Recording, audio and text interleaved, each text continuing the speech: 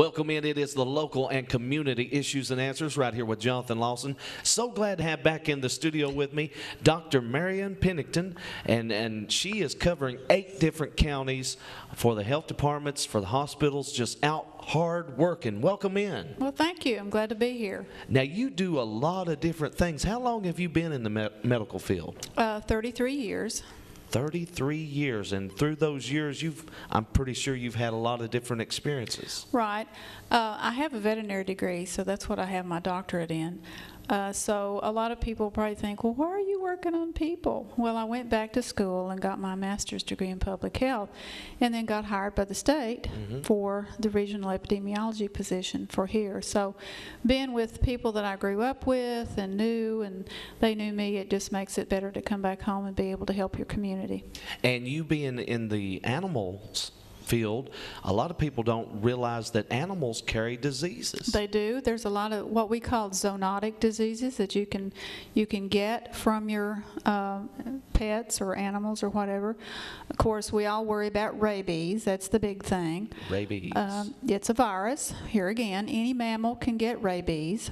So if you don't have your pets vaccinated, then they are vulnerable to being exposed. We see a lot of bats in the area that are positive for rabies. Of course, we always worry about the skunks.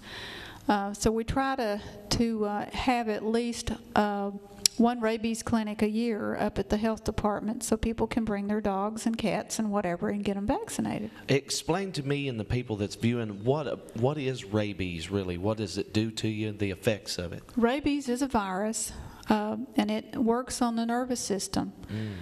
So in an animal, there's a dumb form and then a vicious form. I know you probably remember Old Yeller, the movie. Yeah. Okay. Well, Old Yeller had rabies. Oh.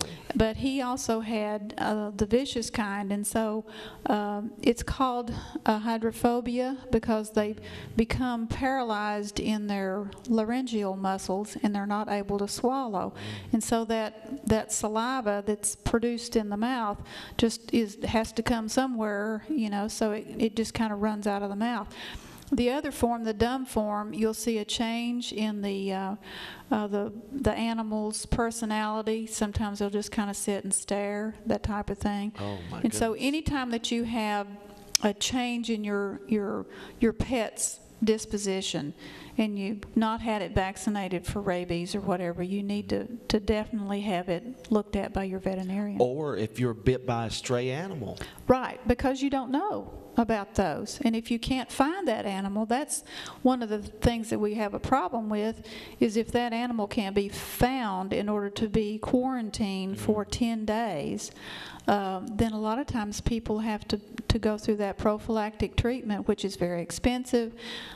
It's not very pleasant to have to go through. And it's something that can be very easily prevented just through a simple vaccination. And right here in our area, for London, Corbin, Barberville, just our surrounding area, there's animals coming to the scene that haven't been here the whole time, like coyotes and bears and things like that. Well, coyotes are basically, they can carry parvovirus. I know you've probably heard of parvo. That's another virus that can be transmitted to your pets or whatever. But they just carry all sorts of diseases. So coyotes are just kind of the scourge of the earth, Exactly. Which animal is it that carries the Lyme disease? Well, that's carried with a tick. Oh, ticks. So ticks, we were talking about vector-borne diseases previously about West Nile being carried by mosquitoes. Well, Lyme disease is carried by a tick.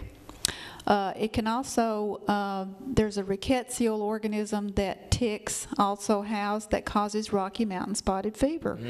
So here again, if you're outside, if you like to hike or you work outside a whole lot, you really need to wear an insecticidal spray to keep those little creatures off of you. And I've heard that ticks are really extremely bad this year. There again, we had a very mild winter, and so those ticks, they started way back in February. We started seeing them. My goodness.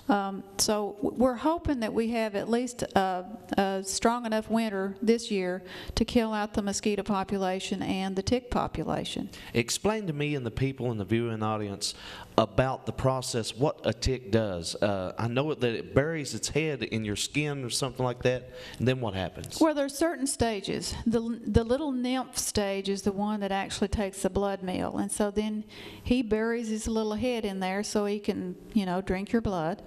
And then they get bigger and bigger and bigger, and then once they have all that blood meal, then they fall off, and then they go and start a whole new generation again.